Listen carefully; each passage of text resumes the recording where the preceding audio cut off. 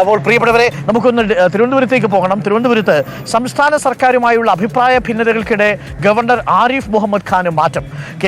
രാജേന്ദ്ര ആർലേക്കറാണ് പുതിയ കേരള ഗവർണർ. ആരിഫ് മുഹമ്മദ് ഖാനെ ബീഹാർ ഗവർണറായി നിയമിച്ചുകൊണ്ട് ഇന്നലെയാണ് ഉത്തരവിറങ്ങിയിരിക്കുന്നത് രാഷ്ട്രപതി ഭവനിൽ നിന്നും. ടി വി പ്രസാദ്, സംസ്ഥാന സർക്കാരുമായുള്ള ഭിന്നതകൾ നിലനിൽക്കുന്നതിനിടയിലാണ് കേരള ഗവർണർ ആരിഫ് മുഹമ്മദ് ഖാൻ ബീഹാറിലേക്ക് പോകുന്നത്. അപ്പോൾ ആരിഫ് മുഹമ്മദ് ഖാൻ ബീഹാറിലേക്ക് പോകുന്നു, ബീഹാറിലുള്ള രാജേന്ദ്ര ആർലേക്കർ കേരളത്തിലേക്ക് വരുന്നു എന്നുള്ളതാണ്. രാജേന്ദ്ര ആർലേക്കർ തുടക്കം മുതൽ തന്നെ RSSന്റെ സംഘപരിവാർ രാഷ്ട്രീയത്തിലേക്ക് എത്തിയ മനുഷ്യനാണ്. പ്രത്യേകിച്ച് ഗോവയിലൊക്കെ വലിയ സാധ്യതകൾ കൽപ്പിക്കപ്പെട്ടിരുന്നു. അവിടെ അദ്ദേഹം മന്ത്രിസഭയിൽ അംഗമായിരുന്നു, ഹിമാചൽ പ്രദേശ് ഗവർണറായിരുന്നു, ബീഹാർ ഗവർണറായിരുന്നു. അപ്പോൾ കടുത്ത RSS രാഷ്ട്രീയമുള്ളിലുള്ള ഒരു രാഷ്ട്രീയ നേതാവാണ്. പലപ്പോഴും മികച്ച പെർഫോമർ കൂടിയായിരുന്നു എന്നാണ് നമുക്ക് അറിയാൻ കഴിയുന്നത്. ആ രീതിയിലൊരു ട്രാക്ക് റെക്കോർഡ് രാജേന്ദ്ര ആർലേക്കറിനുണ്ട്. അപ്പോൾ ആരിഫ് മുഹമ്മദ് ഖാൻ പോയി, രാജേന്ദ്ര ആർലേക്കർ വരാൻ പോവുകയാണ്. ഈ മാറ്റം എങ്ങനെയായിരിക്കും ഇനി കേരള രാഷ്ട്രീയത്തിൽ പ്രതിഫലിക്കാൻ പോകുന്നത്? T V Prasad, good morning and merry Christmas. Good morning Arun, happy Christmas. Arun പറഞ്ഞതുപോലെ സംസ്ഥാന സർക്കാരിനും മുഖ്യമന്ത്രിക്കും ആരിഫ് മുഹമ്മദ് ഖാൻ പോയി എന്ന് കേട്ടപ്പോഴുള്ള ആശ്വാസം പുതിയതാൾ വരുമ്പോഴില്ല എന്നുള്ളത് തന്നെയാണ്. ഇപ്പോൾ അരുൺ പറഞ്ഞ പോലെ തന്നെയാണ്. എത്രത്തോളം ഇനി ആരിഫ് മുഹമ്മദ് ഖാനെ തോൽപ്പിക്കാൻ കഴിയും എന്നുള്ളതാണോ പുതിയ വരുന്ന ആളുടെ ചിന്ത എന്നുള്ളതാണ് ഏറ്റവും പ്രധാനപ്പെട്ട കാര്യം.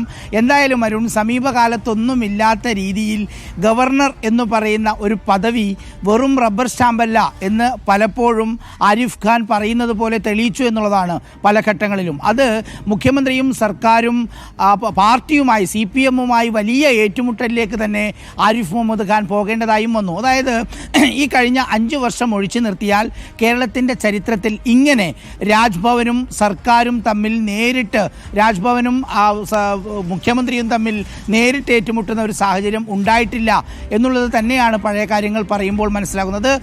ഒരു ഗവർണർ എന്ന് പറയുന്ന പദവിക്ക് ഒരുപാട് കാര്യങ്ങൾ ചെയ്യാൻ കഴിയുമെന്നും അതിൽ അധികാരമുണ്ടെന്നും തെളിയിച്ച ഒരു ഗവർണറായി ആരിഫ് മുഹമ്മദ് ഖാൻ മാറി എന്നുള്ളതാണ് ഇതിൽ ഏറ്റവും പ്രധാനപ്പെട്ട കാര്യം. പല സ്ഥലങ്ങളിലും ഇപ്പോൾ ഒരു പ്രധാനപ്പെട്ട വിഷയമുണ്ടായാൽ ഒരുപക്ഷെ പ്രതിപക്ഷ നേതാവിനെക്കാളും മുമ്പ് അവിടെ സന്ദർശിക്കുന്ന രീതിയിൽ ഒരാളായി മാറി. പലപ്പോഴും സർക്കാരിനെതിരായ വിഷയങ്ങളും അതുപോലെ തന്നെ സർക്കാരിൽ നിന്ന് നീതി കിട്ടുന്നില്ല എന്ന് തോന്നിയ സമയത്ത് പലരും പരാതികളുമായി ഗവർണറുടെ മുന്നിലേക്ക് എത്തുന്ന ചിത്രം നമ്മൾ കണ്ടു. നമുക്കെന്തായാലും കഴിഞ്ഞ കാലത്തെ ഏറ്റവും പ്രധാനപ്പെട്ട സംഭവങ്ങൾ എടുത്തു നോക്കിയാൽ അവരുടെ എല്ലാം വീടുകളിൽ ഗവർണർ എത്തിയിട്ടുണ്ട് എന്നുള്ളതാണ്. ഒരു ഘട്ടത്തിൽ സർക്കാർ നിശ്ചയിച്ച വൈസ് ചാൻസലർമാരെ പോലും മാറ്റിക്കൊണ്ട് തൻ്റേതായ രീതിയിൽ ആ നിയമനം നടത്താൻ ഗവർണർ ശ്രമിച്ചിട്ടുണ്ട്. അങ്ങനെ പല തലങ്ങളിൽ വലിയ സംഘർഷം നടന്ന ഒരു കാലഘട്ടമാണ് എന്തായാലും കഴിഞ്ഞു പോകുന്നത്. അരുൺ നേരത്തെ പറഞ്ഞതുപോലെ പുതിയതായി വരുന്ന ഗവർണർ ഇനി എങ്ങനെയാകുമെന്ന് കണ്ടറിയണം. എന്തായാലും ഒരു സംഘർഷ ഭരിതമായിരുന്നു ഈ നമ്മുടെ ആരിഫ് മുഹമ്മദ് ഖാൻ്റെ 5 വർഷക്കാലം എന്നുള്ളത് നമുക്ക് പറയാതിരിക്കാൻ കഴിയില്ല Arun. Okay, T V Prasad പറഞ്ഞതുപോലെ അയ്യപ്പനും കോശിയും സിനിമയിൽ പറയുന്ന ഡയലോഗാണ് ഇപ്പോൾ ഓർമ്മ വരുന്നത്.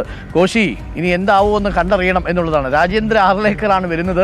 അദ്ദേഹം സംഘപരിവാറിൻ്റെ രാഷ്ട്രീയ മൂശയിൽ തന്നെ വിരിഞ്ഞ ഒരു നേതാവാണ്. ആരിഫ് മുഹമ്മദ് ഖാൻ വ്യത്യസ്ത രാഷ്ട്രീയ പാർട്ടികളിലൂടെയാണ് സംഘപരിവാർ രാഷ്ട്രീയത്തിലേക്ക് വന്നതെങ്കിൽ തുടക്കം മുതൽ സംഘപരിവാർ രാഷ്ട്രീയത്തിൽ അടിയുറച്ചു നിന്ന നേതാവാണ് രാജേന്ദ്ര ആർലേക്കർ. ബീഹാറിലെ ഗവർണറാണ്. അദ്ദേഹമാണ് ഇനിയിപ്പോൾ കേരളത്തിലേക്ക് എത്താൻ പോകുന്നത്. ഒരു